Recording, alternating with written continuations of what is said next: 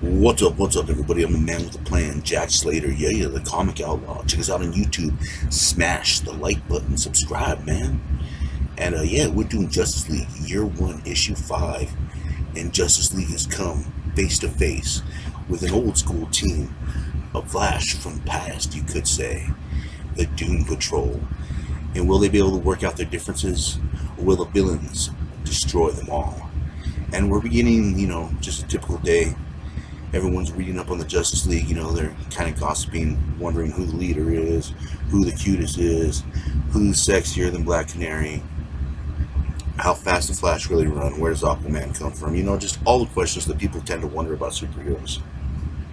When all of a sudden, out of the blue, a laser comes out of nowhere and body parts start disappearing from people. Arms, legs, hands. There's a monster behind them.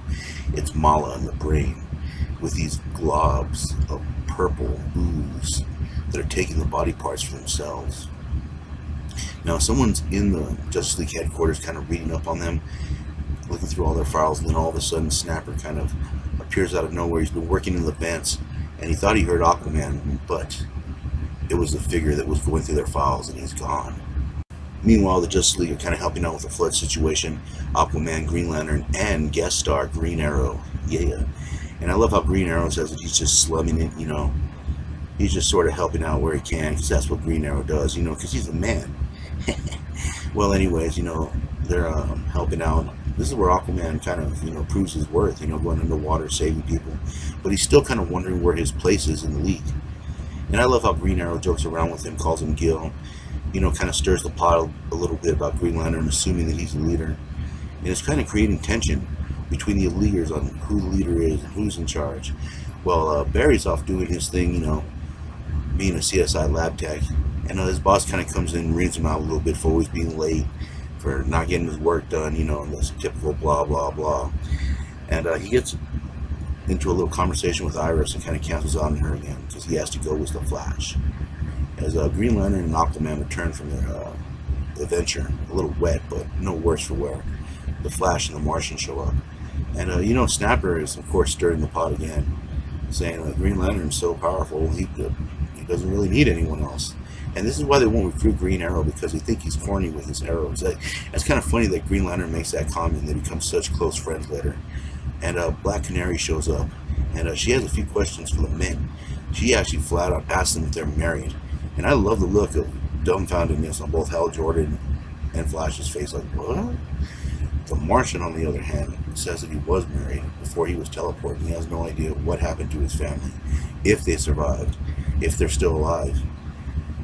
And this leaves the League to wonder, about the Martian's past and also how to help him. He does have certain information, but it's not enough to find his family.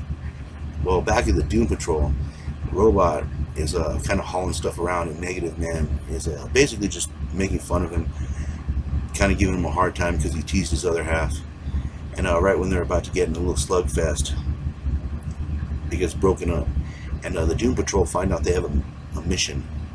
The chief calls them in and tells them basically that these purple glob things are going around tearing people apart, and they're using some kind of ray gun to take their body parts, pieces of their consciousness, and actually infuse them with the monsters. Yeah, total weirdness, but awesome weirdness. Anyways, these villains are going through, the Brotherhood of Evil, that's what they call themselves. And you gotta love Mala's loyalty to the Brain. After he gave him intelligence, he is absolutely loyal to him and tells this guy to shut up. And the Brain and Mala share a very interesting relationship, very, very close. Anyways, Flash and Black Canary are talking about relationships and how her mother had a moment of weakness and had an affair with someone else. And she's telling Flash, they have to be more than human. When they accepted the mask, their life changed. But they end up meeting with the Dune Patrol, and the Dune Patrol is not well liked amongst the people. And so only certain superheroes have heard of them, and others haven't. And they go on to explain, just a short little thing of everyone's origin here. And Flash kind of says, they're lonely, they don't have a place in the world. And Aquaman kind of feels, where they're coming from.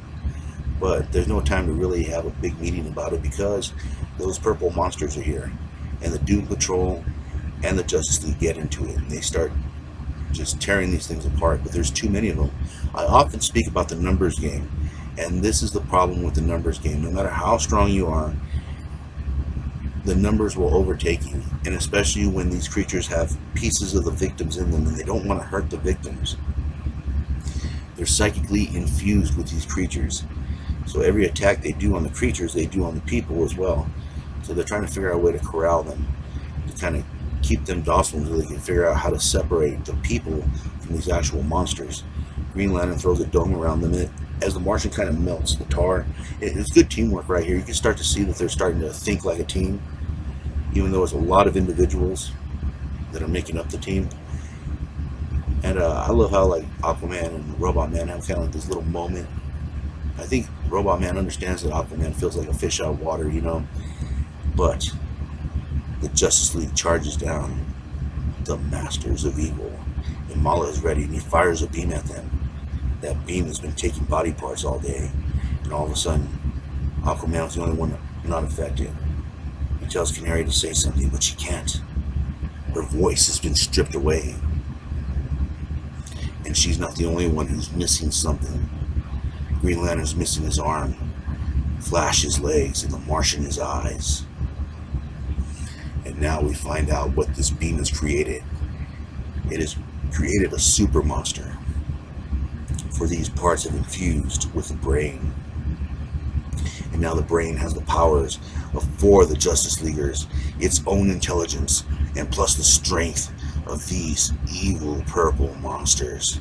What will the League do now that they're only half a team that they used to be? Will they be able to get out of this? Will the Dune Patrol help them? We'll find out the next time, won't we? And I'll catch you on the flip side. Yeah.